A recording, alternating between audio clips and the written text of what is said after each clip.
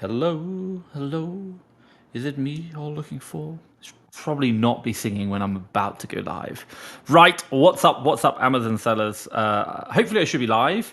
I'm in Colombia right now, so if I cut out, I can only apologize. It's Latin American internet. I have heard many things. So let's kind of find out. So, oh, it says that I'm live. Woohoo! I'm live.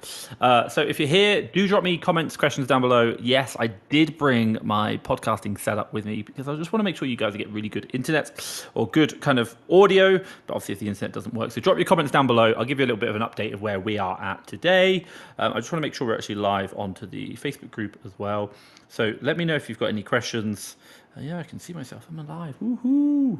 It's like me. Can you see that there? Woohoo! It's like Tom live. I am here. Can you hear me? Kitty, sorry, has said, "Hi Thomas, are you there?" Kitty galore. Hey, I am here. Let me know if you've got questions, what I can do to help you, preferably Amazon related. But you can also talk about traveling if you want. If you want to know, I'm in Colombia right now, Medellin. I've been here it's my third day. I'm here for 9 days. Today is going to be a great day because guess what? I get to work the entire day, probably like 15 hours, but that's so that I can have quite a bit of time off and obviously relax. So if you have questions, please let me know. Right, Kitty, great to see you. Right, 2 seconds. My good friend has just messaged me, so I need to reply to that. A live for the next 45 minutes. Fine, cool. So Ravi said, "Hey Tom." Hey Ravi, good to see you. Right, so I'll give you a bit of an update on my Amazon business, and if you're here, do please drop comments down below. Obviously, the whole point behind me going live is to answer your questions. But if I'm just sitting here talking about me all the time, I could have just recorded it, and obviously you could have watched it at your own time. But being live is obviously answering questions. So, a couple of things which we're doing in my business today or this week. I've kind of done a bit of an update. I will kind of do it. Mario says hi. Hey Mario, Luigi. Hey. So kind of update on my business. So talked about the business. So one of the things which I said, hey Adam, good to see you. Guys, drop your comments down below, let me know. So one of the things that I said this week in regards to my business is really about standards. Tony Robbins talked about it. If you want to change your life, change your standards. Now, I'm probably going to say something that will get me a lot of hate, but I think it's really important to say. What do I mean by this? I mean, our staff are contracted to work 40 hours per week, and if they work 40 hours a week, and for that we agree to pay them X amount of money. Now, the one thing which I'm really trying to enforce, encourage, push through in my business is the fact that if anyone works less than 40 hours per week, immediately we send them a message to say why. This is nothing bad. It's not to say you're going to be disciplined. It's simply a question that we are asking. There is no ill intent behind it. And by making a statement of fact, by making a process that we will automatically ask the question why, we also take out any judgment call from that decision. So it's not to say that, it was only 39 and a half hours. Stop being so mean, Tom. I get it. But I understand what you're saying. But if you just put a rule into place of saying, if you work less than 40 hours a week, I will send you a message and it will ask you to explain why. There is nothing bad about that. All I'm asking for is what happened. Because if I'm not giving you enough work, I need to understand so that I can give you more work. But also, if you are not doing enough work and you had the work to do, then I want to know why. So the point that I'm trying to really state on this is the fact that again, coming back to Tony Robbins, if you want to raise the standards of your business, start holding them accountable. Hold those standards. And within our business, we call that 40 hours per week. We do time tracking, we measure it. And I think this is such an important thing. Too many people right now think that we should stop being so mean and start being nicer to our staff. Don't get me wrong. I'm all happy to be nice when you're getting the results. And I'm not saying that my team aren't getting results, should we say, but when the results are way above and beyond, my God, if they want to work less, I'm not going to complain per se. I probably would, but I'd still be like, look, you agreed to work 40 hours a week. I agreed to train you. I'm using tools, my leverage, my knowledge, everything that I can do. And this is the result that I want. Now, ultimately, I want you to get that result, but also I want you to get far in excess of it. So, and if I will give you incentives to reward that, but what I do not want is that you can get the result that I want and work less hours. Because at the end of the day, I'm investing in you as a person, skills, technology, training, leverage, for this business to succeed, not for you to have an easy life. And I'm looking for those A players who want to succeed, who want to work more. Because my God, I do not work, say for example, 15 hours today, which I am going to be working, so that I do not work that much so that other people can go have a nice, easy life. I work that much so my business can be successful, so I can have an easy life, but also so everyone else pulls their weight within the confines of the expectations. So perhaps maybe you think I'm a meanie saying that everyone has to work 40 hours per week, and I will literally send them a message asking why if they do not do this. But again, I do firmly believe if you want to change your life, change your standards, and I'm so strongly stressing it. Right, we've got some questions come in, so I just want to say thank you very much to people dropping in questions. Benjamin's dropped here. By the way, if you guys want to know, right now I am in Medellin, Colombia, so that's Latin America, my first time here, first time in the country. This is my 5th continent I've been on, hence why there's like a hotel room behind us, so, living the dream, it's fine. And it's really bright outside, so I've had to shut the blind. Otherwise, you just will not see me. So let's go and jump through. Benajar, I think it is. Hey Benajar, is it advisable to jump on a listing with Amazon as well as during Q4? Normally I avoid it, but if they control bikes more than 50% of the time, am I on the right track? So it's like a great question. So specifically around selling against Amazon, generally our rule is no. We do not sell against Amazon regardless of time of day or time of year, for example. Even regards to most of the time it would be no. But there are exceptions. Now, the exceptions I would make is whereby Amazon is sharing the buy box. And specifically, I would be looking at to make sure that over the past year, at what price has Amazon shared the buy box? And for me, that has to be a very good margin for me, not like, oh, I'm probably making 20%. No, like 40%. And there is a history of Amazon sharing it consistently across that time.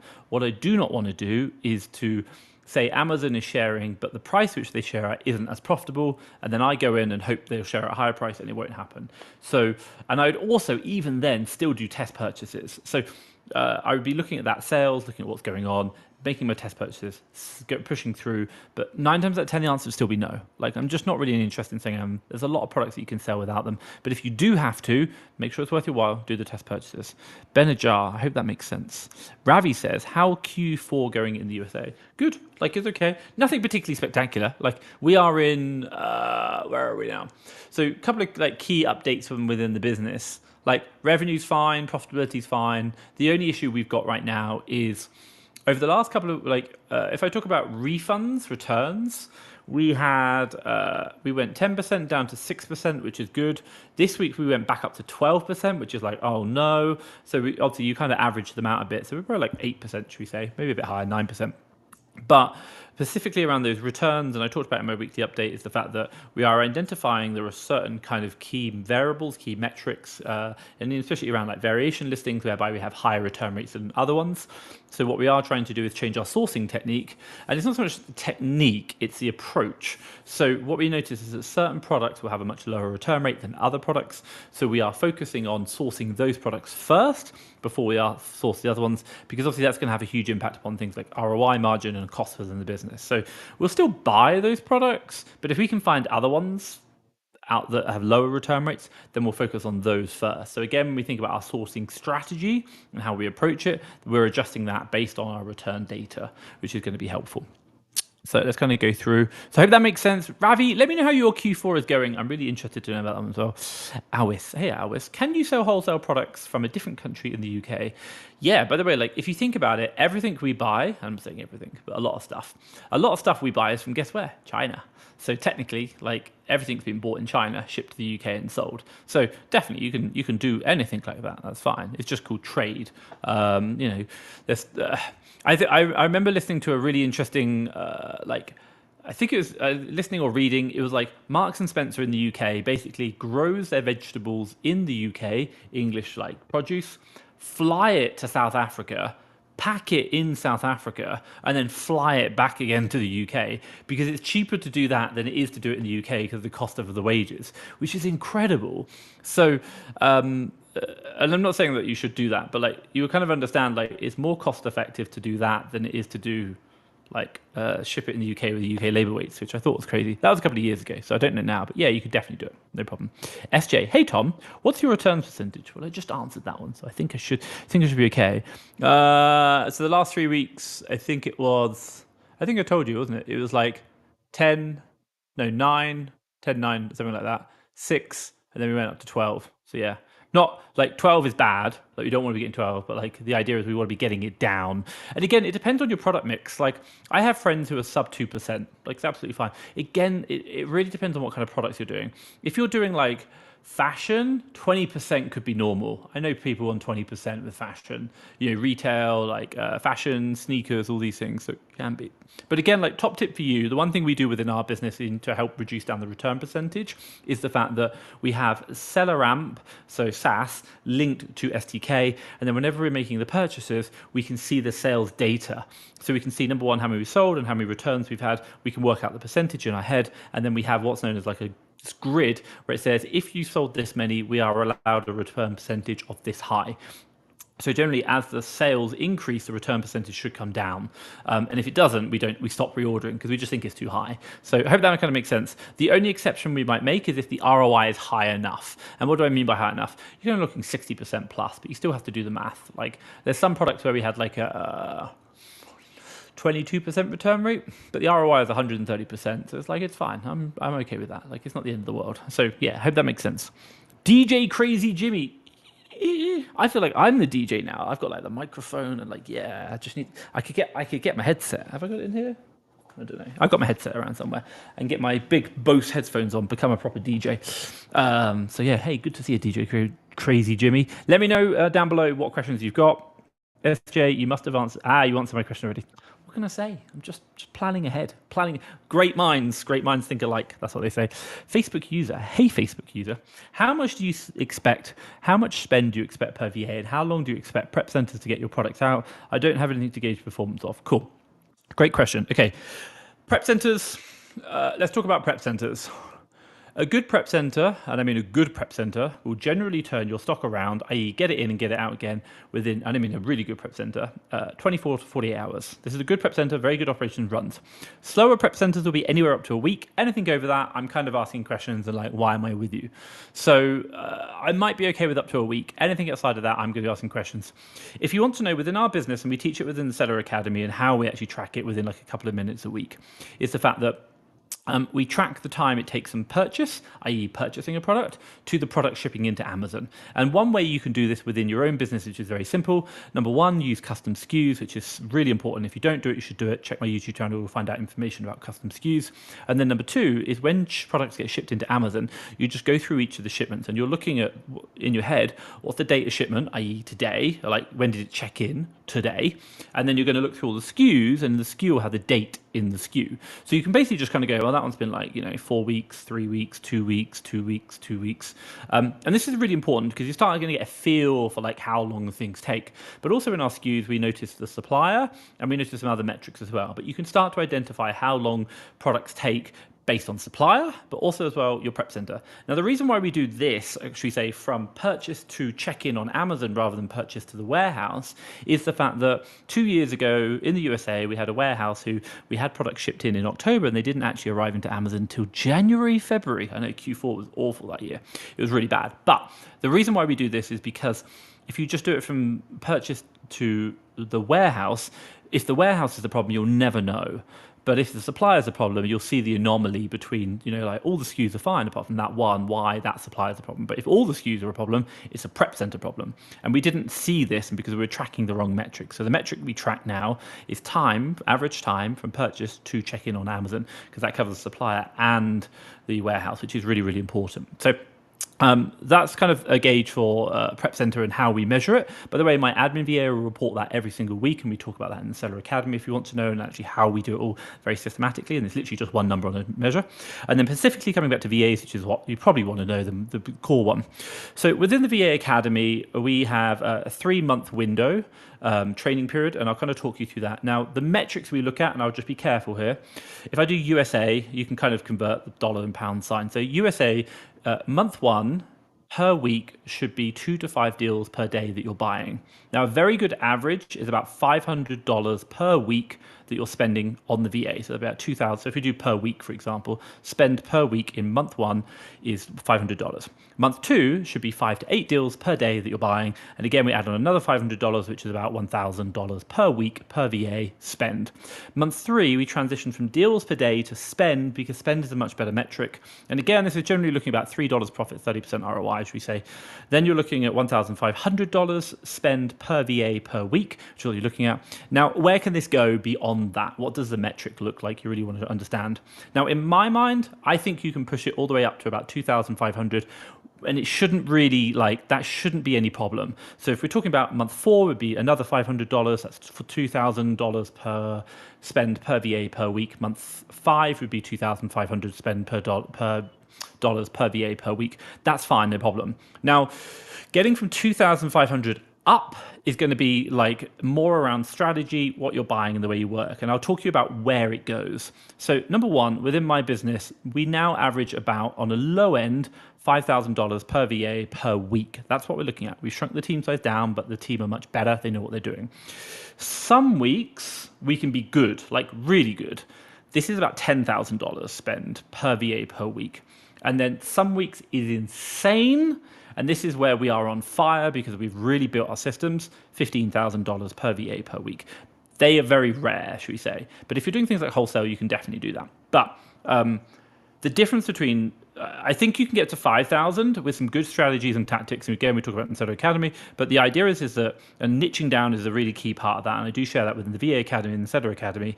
But getting from 5 to 10 to 15 is really coming into strategies and tactics. And I talk about that within the live calls in Incedo Academy. But that's the kind of measures you're looking at. And again, if we look at efficiencies within the business, that's what you're really trying to drive. And if I talk about it within my business, what are we doing in my business that really makes the difference is, so right now within my business, a process we have is every Tuesday, we sit down with my purchasing manager, purchasing assistant, and one of our sources who is working on a certain area that we're quite interested in. We think there's a lot of opportunity, and we have a strategy of what we think we want to do, and we talk about the tactics. So go to this website, do these clicks, then do this, and then go to this website, do these clicks, and do this. Literally, we're granularly explaining how to do the sourcing technique, and we're trying to figure out the most optimal and efficient way of doing it. Now, to measure the impact of this, we're now tracking how many URLs are opened, how many Amazon ASINs are viewed every single day, and we are recording them every single day along with deals submitted, and then ultimately we know the spend. Why? Because the spend is only going to be impacted if we can increase certain numbers prior to that, such as ASINs, link clicks, and we are tracking those. And we're tracking those not to say that they're not working hard enough, we're tracking those to say, how can we improve the tactics based on our strategy to improve the link clicks, which in turn will find more deals, which will spend more money. So that's probably the longest answer I've ever given, but that's how we're looking at spend per VA, that's how we're looking at improving the metrics behind them and how we're tracking them. So I hope that makes sense, Mr. Facebook user. Not sure who you are, because it doesn't tell me. But let me know down below if that was helpful. Quite an in-depth answer there. So thought I'd share that with you. But again, it kind of gives you some idea. And I think the specific thing is granularly going into strategies and tactics and then getting into the granular detail. If you just increase spend targets and you don't support them in other ways, it will never really work. Oh, and by the way, the other one which I'll say, if I just kind of come here, the other one which I'll say is, all of this is super, super important, is understanding that they're actually doing the hours. So this is time tracking. Too many people generally ask this, or many people ask this question, how much should they be spending? And they're like, my VA is finding it hard. I get that. And then my first question is, are you time tracking? Because, by the way, I've been there. All the help, all the support, all the, come on, you can do this, doesn't mean anything if they're not actually working the hours. And if you don't know they're working the hours, then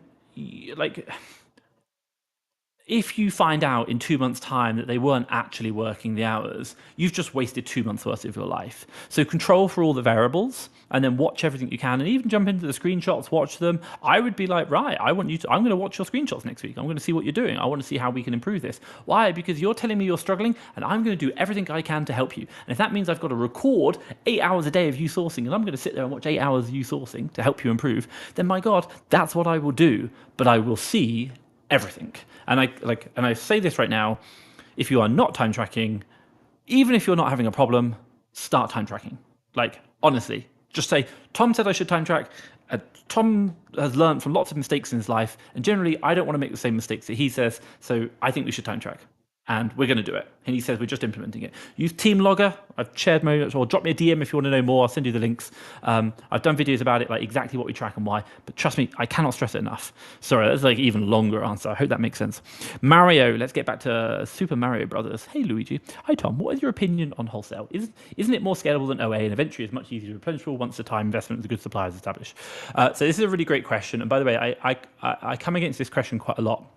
So the paradigm, the positioning that everyone comes into when they start in Amazon is, oh, I don't want to do RA because of, it's really hard to find products. I don't want to do OA because, there might be like legitimate reasons, and like everyone says OA isn't allowed.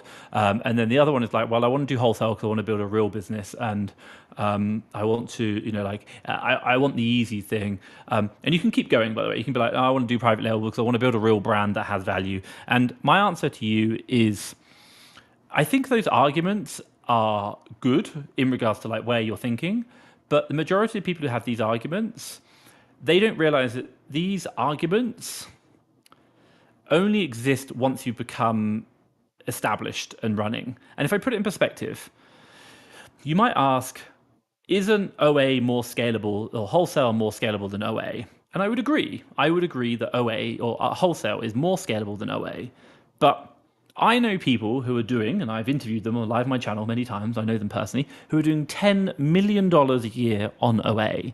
Now, what does that tell you? Well, you can do OA to $10 million, you could do wholesale to 200 million, I know people doing that. And the answer is like, when you're doing $1 million, cool, consider the model.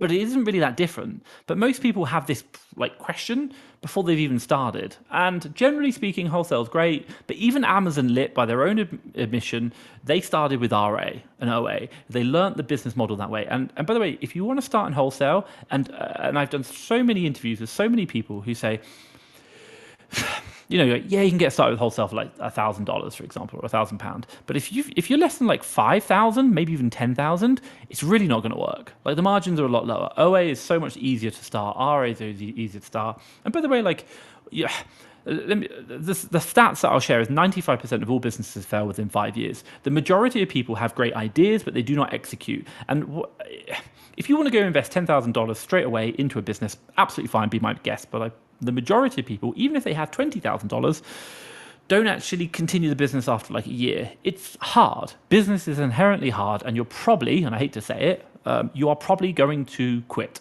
Like that's it, because it is hard. But if you are willing to stick in there and do it, then you will make the money. But the goal is to make the money after 5 years, not 1 year. And yes, you are right. Wholesale will help you out if you are in the game for 5 years.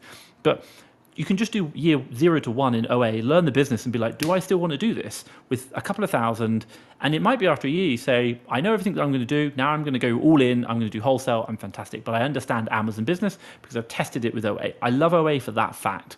But it doesn't mean you can't do OA and then transition. And I would strongly recommend that to anyone who is thinking about it, because testing the water, and by the way, when we talk about testing the water, I'm not talking about just testing the water with Amazon. I'm testing the water with you. Are you wanting to sell on Amazon? Are you wanting to run a business?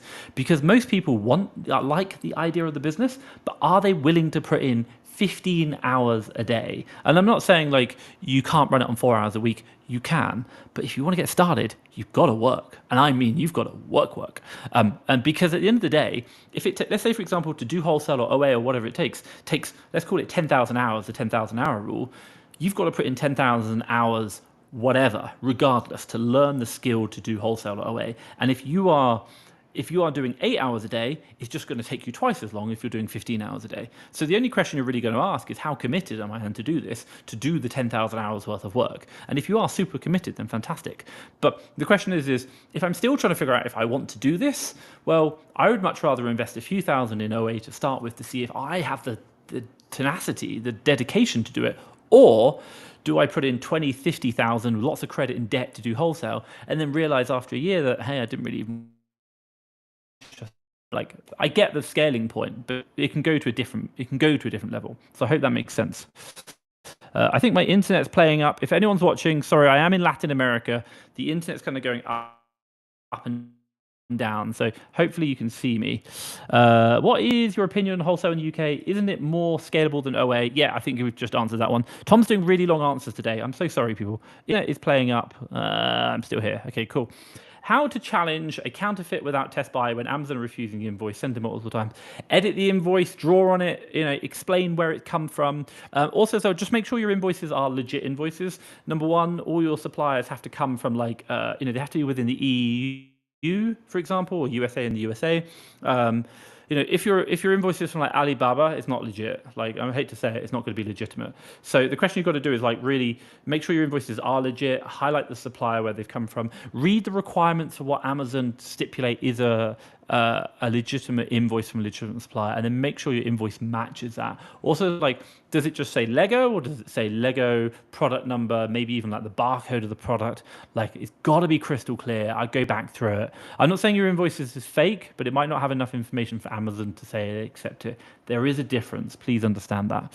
How to challenge counterfeit, I've done that one. Worst case scenario, speak to Seller Basics. They're really good. We use them all the time. So it's good. You can look at fasttrackfba.com/tools. You'll find a link on there and you get some lots of stuff. I don't be too sure. What to do when Amazon removes the detail page? Return the stock, shift it somewhere else. That's it. You can't do it. Amazon aren't selling it. Looking to flip. Okay, what do you say? Looking to switch from RA to, I'm guessing OA? Fast moving consumer goods, wholesale in the UK. I have 75k budget. Could this work for me? What sort of profit could I expect? I'll do some rough calculations. So like a good metric. And by the way, if you're going to invest that much, I'd probably recommend speaking to me privately. Like, it might even be worth like having I hate to say it, it might even worth having like a coaching call, because then like the last thing you like to get really like, this is the step-by-step plan that I do. So if you're doing 75,000, let's just call it 100,000. You can take 25% off. It's fine. 100,000 is going to be easy. You have £100,000, or say, for example, in the UK, £100,000. Generally, we're talking about 3 metrics you want to consider, and I would try to flex these a little bit more out because you can do wholesale with lower margin and longer lead times.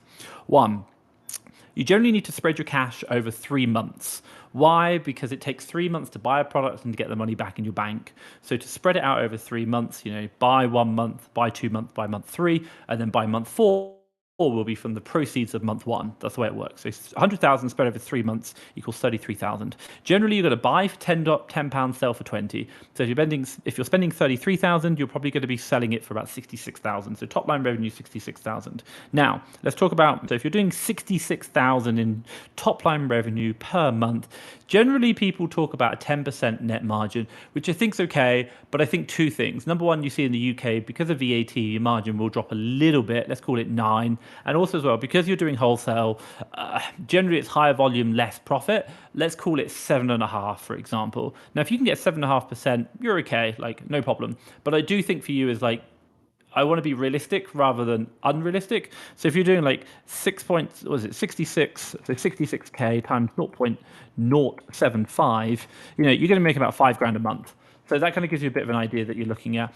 In regards to that, obviously you're going to be VAT registered. So $5,000 a month. K in top line revenue per month. Spend is 33,000 per month. ROI, at least 20% you want to be going for, and your net margin, I'd probably say you're going to be doing about, ideally you want to get 10, but I think you probably do about 7%. So that'll kind of give you an idea. Hope that makes sense, Ravi. Sorry, my internet's playing up again. I keep getting warnings on my software. Your internet is rubbish. Please sort it out. Sorry, Latin America. Colombia and Medellin is it's like 200 meg upload and then nothing. 200 meg upload, nothing. I'm like, I feel like I'm on an island in Thailand, which I will be hopefully in 2 months' time for Christmas and New Year's. Hopefully I'll live stream from there. Let's kind of go through. David, if I have £3,000 to start Amazon FBA, how should I spend that money on what model should I start, wholesale or arbitrage? Great question, David. Really common. So if you have 3,000 to start with, my advice would be do OA, honestly. I know people talk about wholesale is a more scalable business model. Like with 3,000 starting money, you're not really going to have enough to like negotiate good pricing. Yeah, you could do wholesale. Of course you can. You can buy orders for $500. That's absolutely fine. But you're just not really going to get much out of it. And generally, one other key metric I'd share with you, David, in specifically around buying, I think is a really key metric you should consider, is risk. And when we're talking about risk, is that you should have no more than 5% of your asset value. So if you've got 3,000, that would be £150 in any more than 5% in any one ASIN, and I would probably recommend no more than 20% in any one brand. Why? Because if the brand gets IP complainted and you have to come off and you're a 50, 60%, you now lose potentially all that stock and you've got to resell it somewhere else. If you've got more than 5% in any one ASIN, if you lose that ASIN, IP complaint, listing gets removed, for example, you're only losing 5% your asset value. It's not the end of the world. But if you go too deep, that's going to be the problem. So key top line metrics, if you've got £3,000 to start, it takes about 3 months to turn over. So spend £1,000 a month on stock, do OA, do it on £250 per week. And if we're going to talk about your 5% metrics, you're probably going to be no more than 125 per product, like maximum spend. I know it doesn't sound very much, and I know you'll want to spend more per product, but just de-risk. Should we say, for example, don't go too crazy. You can do like 20 different products. Just find the OA ones, sell them, ship them in. Test the model. That's it. Test the model. And by the way, you might be like, well, how do people make so much money? It's because they get credit cards and Amazon loans. That's the way it works. That's the thing. Like, I started off with just £100 to my name and now I've made $1 million. You're like, yeah, but you didn't add in all the credit cards and leverage that you use, like debt. That's what really happens. So I'll share that with you now. Hope that makes sense, David. Let's kind of jump through. Hey, Tom, I'm struggling to get my VA UK to source a consistent amount of deals profit, even getting one purchase deal a day. I time track, but not sure how much money can. Jack, I don't know if you've got it from the Fast Track FBA VA Academy. If you have, please, just speak to my team.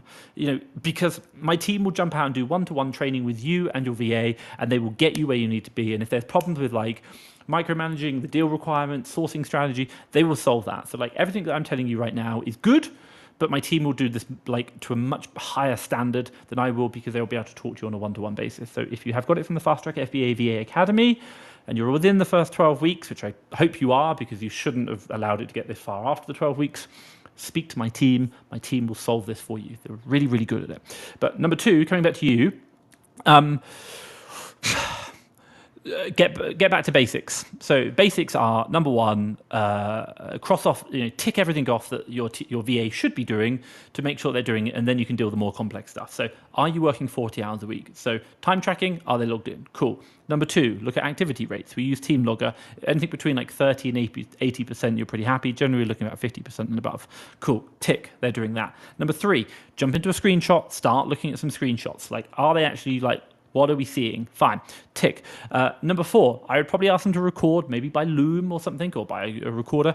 Record me 1 hour of your sourcing. I just want to see what you're doing. Let's see how it goes. So I would be watching that, and I'd be looking at every day. It might be like, hey, for the next, because you're struggling right now, every day I want you to record 1 hour of your sourcing. Talk me through what's going on. So that's really important. Number five, number four, I'd be watching that and just looking for little tweaks that I can make improvement. And generally, you're going to get a feel for it. Number five, I would also do my 1 hour how to work with the VA. You'll see there's a video on my YouTube. It's like me with a picture of a computer. Like I'm pointing at the computer. It's got my VA Fritzy there. She's great. I love her. I've met her in person. But like, watch that video. Do that every day for 1 hour every day. And if I kind of give you an example, whenever I have a problem in my business or something that I'm not happy with, the one thing I immediately do is increase the frequency of communication with the people involved in that. So and my team know it, they're like, the more you see me, the more I've got a problem with you. And the less you see me, the happier I am with you, because I basically put my attention where there are problems. And it might not be that it's really a big problem, but it's an area that I want to focus on. So if you've got a problem right now with your VA, tell them every single day, I'm going to be having this call with you for 1 hour. And that call is very structured. The structure of the call is, hey, how are you? Tell me about what you're doing, getting on. Number two, we define the targets, what we need to be doing. So again, we talked about spend earlier on in this call. We talked about deals. Number three, I talk about we're going through the results, so I'd get them to get the deals, go through it all.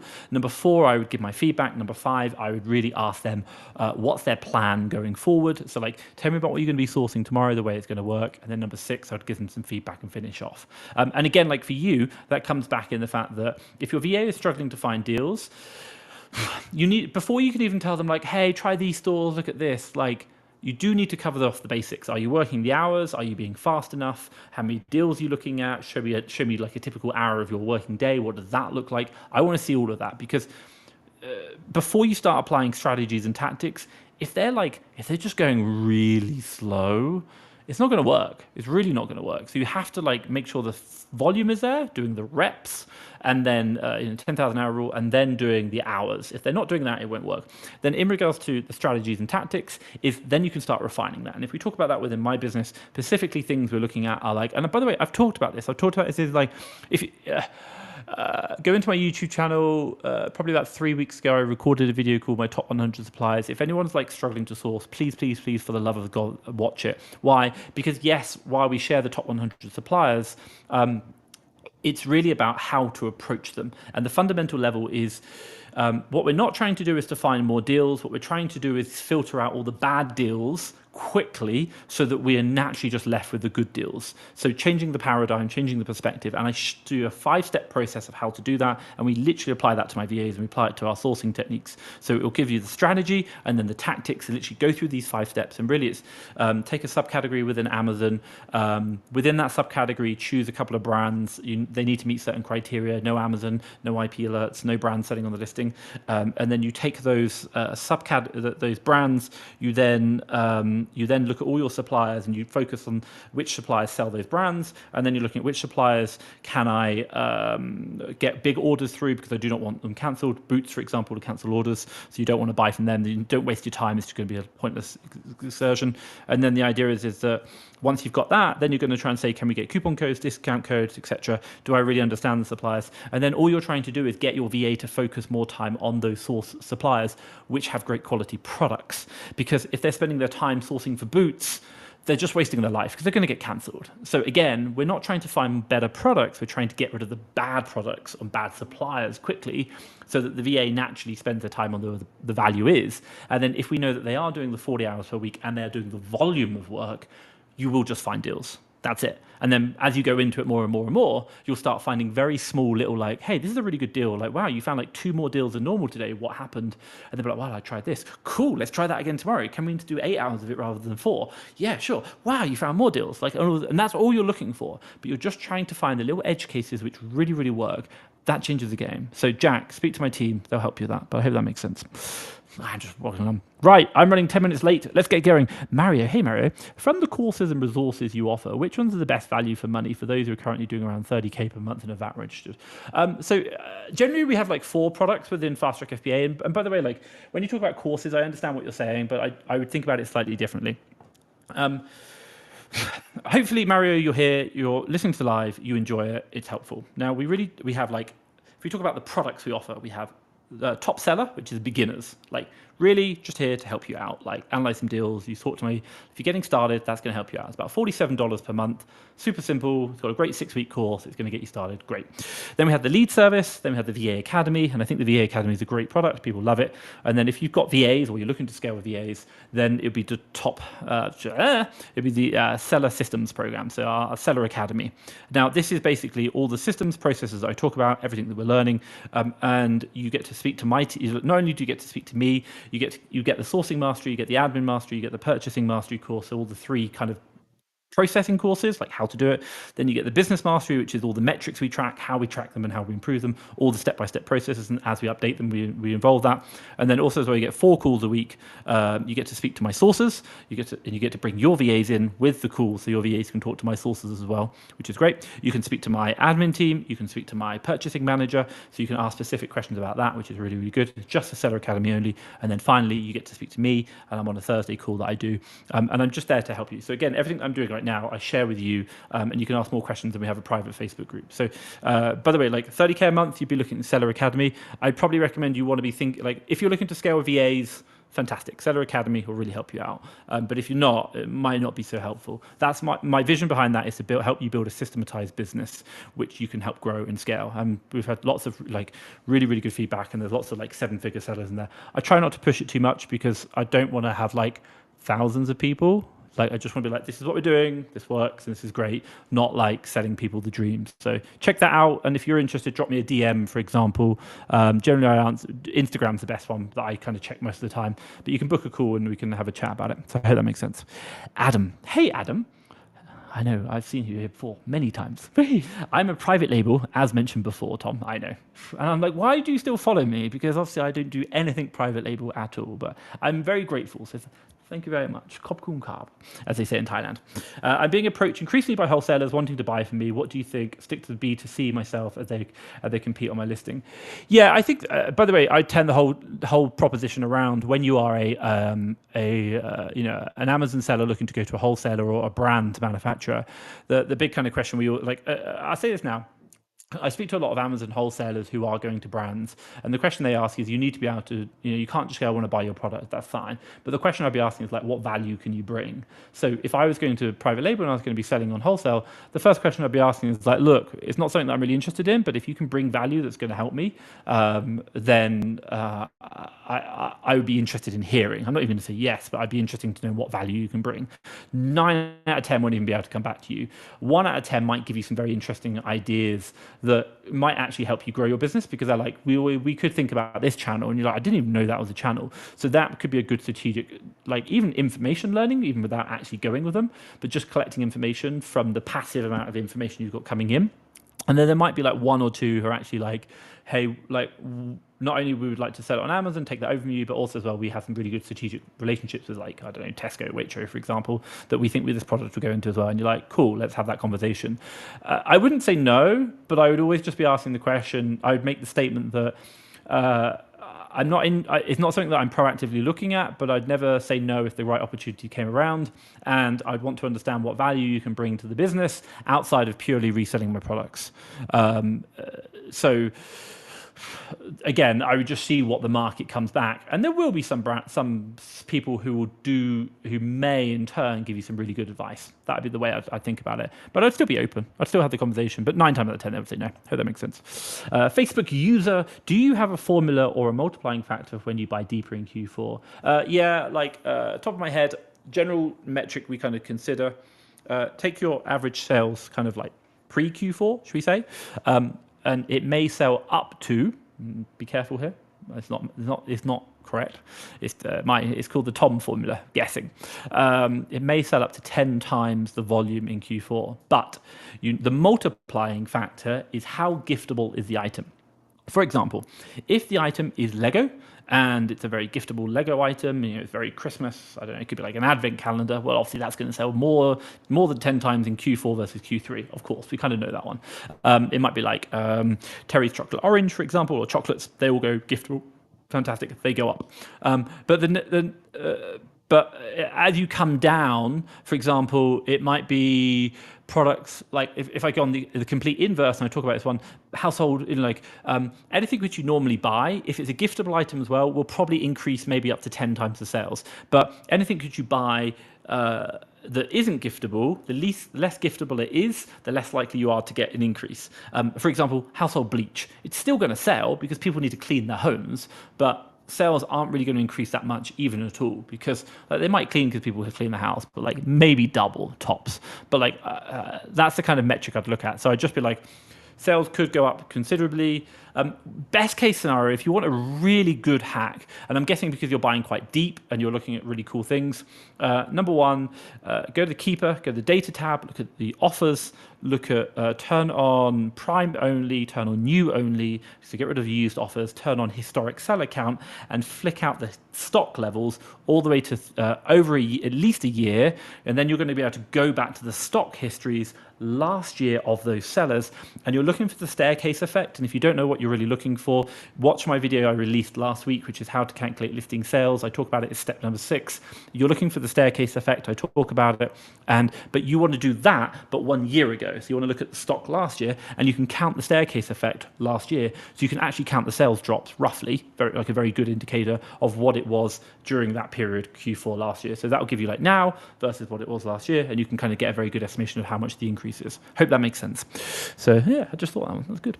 Give me a thumbs up if you like that one. Yeah. Thinking on the fly.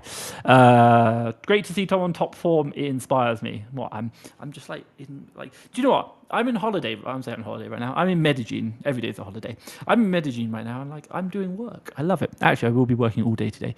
Ravi says, thanks, Tom. No problem. Mario and Luigi. When should I quit my job? Consistently doing 30K, growing about 12% profit margin. Great question. So if you're doing 30K top line revenue, let's talk about metrics. So if I was in your situation, the question I would ask, okay, number one, the question I would be asking is, am I using up all the time I currently have? Because there's no point quitting your job if you're not even using up all your evenings and weekends. So that's the first point. And by the way, like I'm not saying you should like not spend time with your family, but I think you should probably be like, I am maximizing, because the moment you quit your job, you're taking money from your business, which is capital. And let's just call it. Let's say, for example, you're doing 10% net margin on 30,000. That's 3,000 net profit per month. And if you're about to quit your job, I'm going to suggest perhaps you're making £3,000 per month, for example. I'm not saying you are, but if we just go a bit highball, then that means all of a sudden, if you quit your job tomorrow, bang, there is no more profit, and you won't be growing because you're not reinvesting. So number one, are you using up all the time? Then once you've used up all the time, next question, is there any way that you can get more output for the same amount of time? VAs, better prep center, maybe buying deeper on certain products, learning these skill sets. Why do I say this? Because by constraining yourself in certain ways artificially, because of the job, can be very beneficial right now, because it teaches you skills that you can later use when you are now at a much higher risk. And I say risk in regards to you do not have the employment income. But that forces you to become more efficient, because I'm sure there'll be inefficiencies in your business. I know people doing 30,000. I have a good friend who's doing 250,000 a month. I think he works 5 hours a day, wholesale. So yeah, you can like 10x that and still have a job, if that makes sense. I know someone, by the way, there's a guy called David who does, I will tell us now, he does 2 million a year. He has a full-time job and he preps himself and he does 60% OA. You can find my video on him. He's like crazy. I will not lie. He does not have a life outside of that by his own admission. All he does is work. But if you want to understand what the hustle looks like to a next level and what like numbers, like definitely I'd be thinking about that. And by the way, I'm not saying that you shouldn't quit your job, but I think that's the easier option. The question would be is maximizing the time. So Mario, perhaps maybe for the next like 3 months, try and get that to 100K a month with a job, then come back and have the same question again. And then look at the metrics. But I think you're doing a great job. Honestly, it's fantastic. If you're doing 12% per year, I don't know, 3,000 per month. What's that, like 10 months? I can't even get there in my head. I can't do the math. Hope that makes sense. But yeah, get it higher. So I'm going to kind of skip through. Tom needs to actually do some work, but I'm sure it's fine. Adam says, great tip to spread the investment across ASINs 2, diversification, spreads risk, just need to stop the market. Yep, love it, absolutely love it. Let's Tom go through. My God, I'm so running late. I will get through these. Sorry, I got like 13 minutes, that's fine. David, to make 1.5K profit on Amazon FBA, how much do I need to start? Really simple, top line maths. 1.5 net profit. So if you're running a 10% net margin, you need to be doing 15,000 per month, for example. And if you're doing 15,000 per month, you'll probably need to be spending 7,500 per month on stock. Buy for 10, sell for 20. If you're doing 7,500 per month in spend on stock, and you generally need 3 months worth of stock, so let's call it 8 times 3, 24,000 pounds or dollars. If you have 24,000 pounds, and by the way, you don't need it in cash, you need it in available capital. So this can be credit cards, loans, overdrafts, for examples. If you have like 24,000 pounds in stock, you should be able to buy and sell enough to make 1.5. Generally, if you kind of look at the margin over revenue, kind of like if you were to draw a curve, it's not a linear line. So while I talk about 10%, what you'll generally tend to find is there's a little sweet spot kind of at the very low end where you can easily ink out between like 15 and 20% when you're doing cashback right. You know, if you're in the UK, like Complete Savings will really help you out with that one. Have multiple accounts, for example. And then it kind of, especially for the UK, once you start getting near that threshold and probably between like that threshold up to, so it's like 85,000 to probably about 150,000, it'll start, your margin will really decline down. You'll probably start dropping about 7%, for example. And then when you start kind of getting, it depends on your operational efficiency, sourcing products and how you're doing.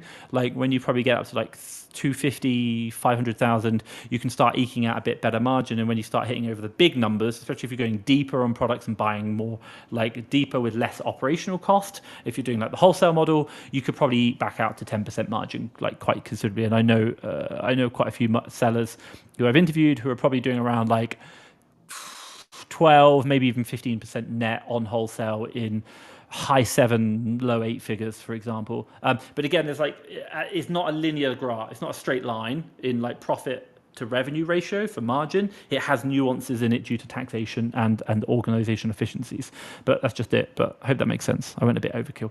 Can we please get your reading list that has helped you grow your business? My God, just immerse yourself. By the way, if you want to know, our Seller Academy, which is like my high level mastermind, is built off traction methodology, and I really I valued that a lot. So, but don't read it if you haven't got an organization of staff. Like if you haven't got VAs, don't bother reading. It's not going to help you. But traction I really enjoyed. I've met a lot of people who give me a lot of help and advice, and I try and learn that. What if you want to know, some people why do you work so much? And it's like one of my dreams in life is to go and find people who are doing inspiring stuff that I didn't even think was possible, and then to learn from them and then to share it. So hence why I kind of do these, because I really enjoy the sharing side. So this is why I do the interviewing. This is why I try and get into the details and understand what the metrics are, and then the net result is that I can share how I see things. And I'm not saying it's right, but it's kind of how I like sharing that back, because by having to share, I have to learn it to a better standard. So, but the reading list, my God, just read everything, immerse yourself. Hope that makes sense. Adam, worth bearing in mind, raising interest rates, so don't over leverage. Agreed. Oh, and by the way, if you ever many people talk about if you're doing Amazon loans, if you're doing wholesale OA or anything, if you can get capital, if you're getting six-figure Amazon loans, you really want to be doing what's known as lines of credit as opposed to the Amazon loans. That's really, really beneficial. DM me if you ever want to know, but 6 figures and above in loan amounts. And we had an offer for 682,000 once, and I did some maths on it, and I thought it was going to be okay, and it wasn't. It was a disaster. But you learn. Welcome to life. SJ, what's the impact of using a prep center, for example? Does your prep center lower your margin? If you're in the US, it can actually increase your margin because you can get rid of sales tax. So the sales tax offset can actually cover the cost of the prep center, which will save your life. Yes, technically it might decrease your margin slightly, but top tip for you, just buy higher value items. That's it. If you want to increase, look, if your VA is finding 10 deals per day, why not find 10 deals worth $100 rather than 10 deals which are worth $10? Well, it's just a simple math thing. Generally, prep centers will have an increase, but they won't decrease it that much. Honestly, change your product mix; it'll be more advantageous. There's an advantage to it. If you want to do grocery, have your own prep center. Prep at home, do the high volume. That's where the unit economics come in. So it really helps out. How do you best account for return rates into your buying calculations?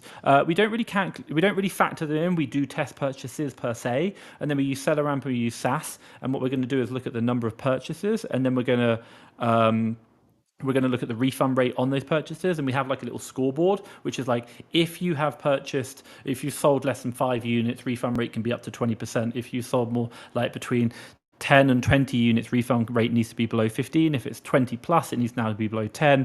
And if it's 25 plus, it now needs to be below 5, for example. So we'll have that kind of scoreboard going, number of units sold, refund rate is, in order to allow us to reorder, we can have a refund rate up to X amount. But as we order more and more, we need to see that refund rate coming down. If we don't, we'll stop reordering it. So that's the kind of metrics you have. Again, we share it within Seller Academy, so you can see that. Practice to get ungated, does the product need to be exact match or a very small difference? Exact product. That's it. Amazon, if you want to get on this ASIN, we need to see that exact product. Hope that makes sense. Jack, Tom, that was brilliant, so helpful and insightful. Really appreciate it, mate. My VA is fast track, so definitely. Yeah, cool. Speak to the team. Honestly, the team are here to help you. And by the way, this is what we do. We've done 750 VAs. We're here to help. And by the way, if we can't, I say this, if we can't help, we can help 100%. But the net result is that we want to understand what your problem is so that we can build better processes internally to help other people solve those problems. We know it's possible. So my team are here. So speak to them. They're much they have more time than me. They will get to the bottom of it. And when they can't solve it, they'll come to me and we'll help out. So then I'll get involved. But generally, they know what they're doing. They'll help you. Hi, okay. If this business is so scalable, why are there so few 8-figure sellers? Why does the business seemingly stop growing? Great question. 2 things. Number one, capital allowance. Let's talk about 8 figures. If you're going to do 10 million, that you're doing $1 million a month. $1 million a month is $500,000 in revenue or in purchasing a month. That's 125,000 a week. I don't know about you, but spending 125,000 a week is a lot of cash. I actually did that last Q4. It was a scary time. So also as well, just getting half, and by the way, if you want to do 8 figures, 10 million, you need $500,000 a month to spend. That's 1.5 million in capital. I don't know about you, but most people don't have 1.5 million in capital lying around, or even available credit, or anywhere near that. In fact, most people don't even have 1/10 of that. When we talk about that's possibly a house, getting 30,000 for a house deposit, and you want to spend 150,000 in 3 months, it's just a different league. And what you got to realize is that, in theory, yes, it's very, very possible, but there are so many little things which will mess you up if you do not get it right.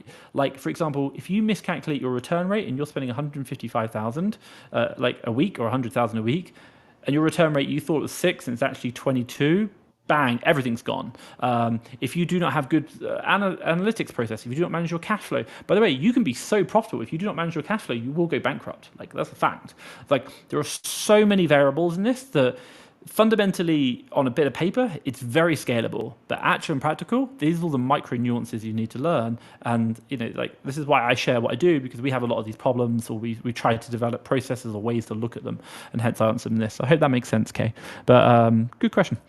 And by the way, it's just hard. Most people can't be bothered to actually work that hard to get there. You've got to learn not only the skill set, you've got to do the work and learn it to get there, and it's really hard. And most people get shiny object syndrome and want to go somewhere else, and they're like, I'm not interested. And by the way, 8 figures, if you just do quick math, 8 figures is 10 million. If you're doing 10% net margin, that's $1 million a year in net profits. Sounds amazing. I'm sure a lot of people would like that. But the question is like, if you're making 100,000 a year in net profits, this is a 7-figure business, not 8, and you're making 100,000 a year and you can run it on 4 hours a week, do you really want to work the extra hours to get to $1 million a year? Many people will say, yeah, but you can tell most people don't actually do the work because they're not willing to do it, because they're quite comfortable on 100,000.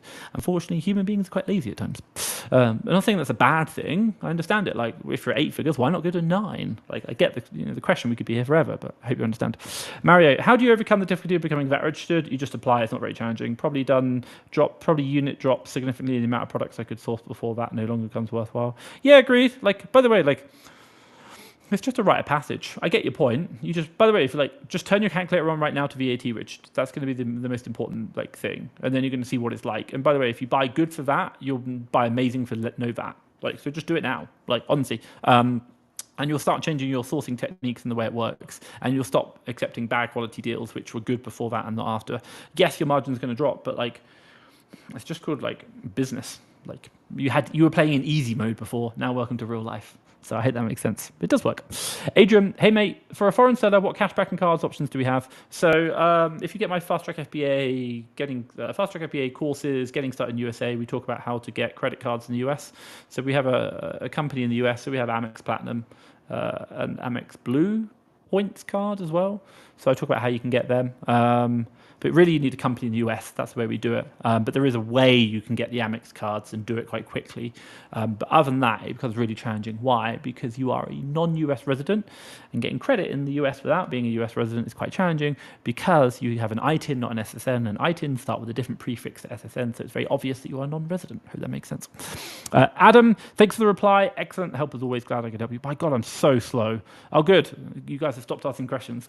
Sorry. I'm like 15 minutes late. Adrian, hey mate, for a foreign seller, what option of cashback do you have getting from Romania? Again, I don't know the exact answer, but there's one way that we know of doing it within UK to USA. I don't know about Romania. I really don't. Like, I'm not an expert. Sorry, mate.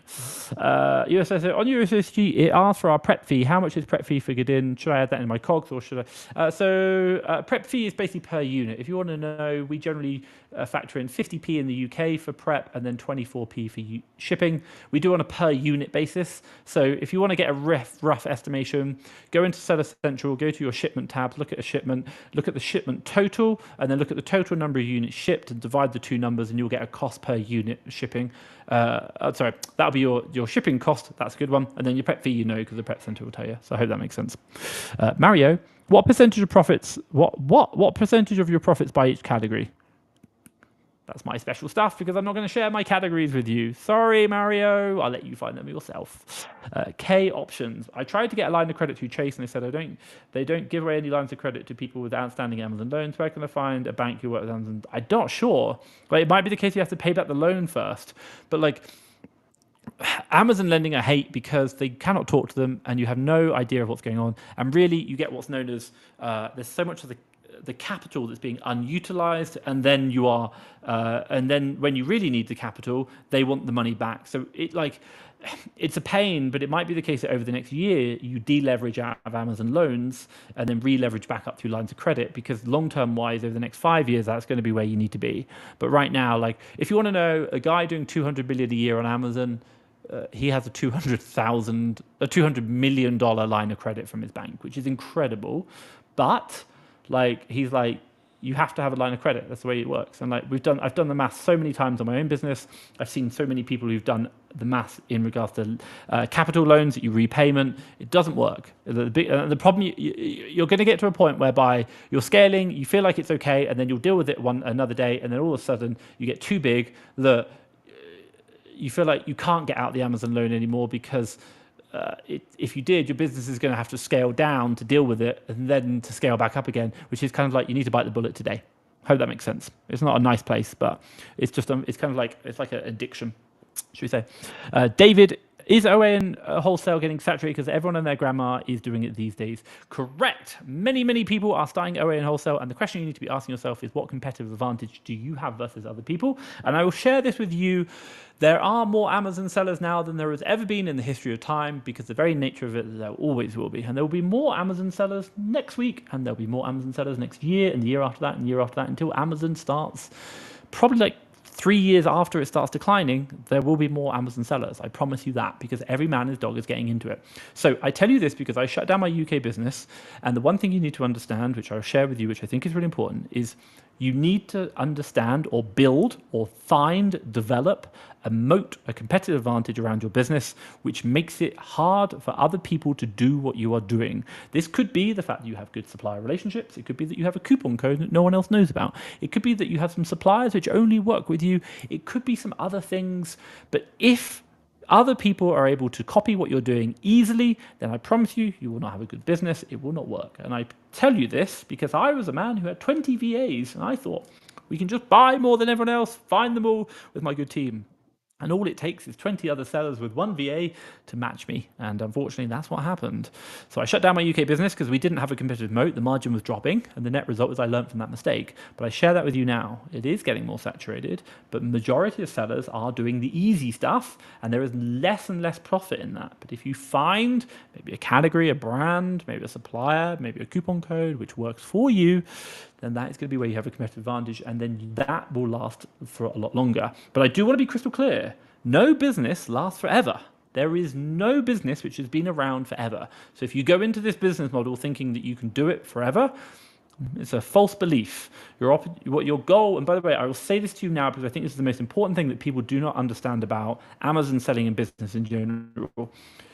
You are not going into business to sell on Amazon. You are going into business to learn the skills of business, or learn how to run a business, should we say. And Amazon, and ultimately that is going to be a goal to make money or to improve your lifestyle. And Amazon is the vehicle that you choose right now. But it doesn't mean that the vehicle can't change in the future.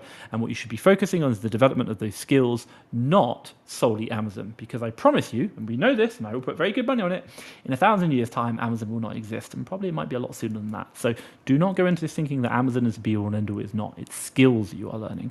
And it's the game of business that you are playing. And that will change. And by the way, if you spend the next 5 years selling on Amazon and you make some money, fantastic, cool, and then you quit and go do something else, but you use those skills in something else, you will be significantly ahead of anyone else. And the net result is that the next opportunity which comes up, because there will be a next opportunity, is where you might make even more money.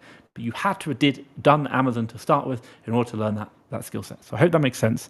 Focus on the skills, focus on the knowledge, focus on the talent that you are learning, not purely Amazon. It's just a vehicle. You change your cars just like you change your businesses. Maybe not as frequently. Hope that makes sense. I'll put the hours in, the rest won't. Good man, do what today others won't, so tomorrow you can do what they can't. And I think that's important. And by the way, people are like, man, I love your life. Like, you're in like Colombia right now, Medellin. And I'm like, I am, by the way. And I'm like, yeah, cool. And they're like, I wish I could do that. I was like, work. If you work today a lot, one day you might be able to leave and then come join me as well. But you making 250k a month. I'm not making 250k a month. Do we do that in sales? No, we don't. I'm not making 250k a month. I wouldn't mind doing 250k a month. Yeah. And by the way, like, I would do things differently if I purely went down the money route.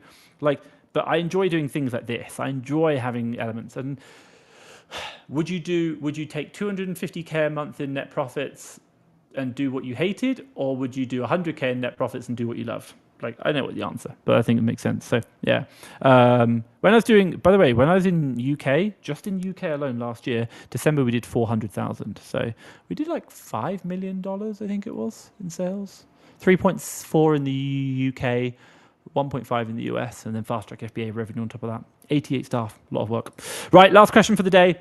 I just brought and paid for your ranked top 100 suppliers in the UK, but if you stopped your UK business, how up to date the list? Very up to date. Why? Because we still do sourcing, and so we still find deals.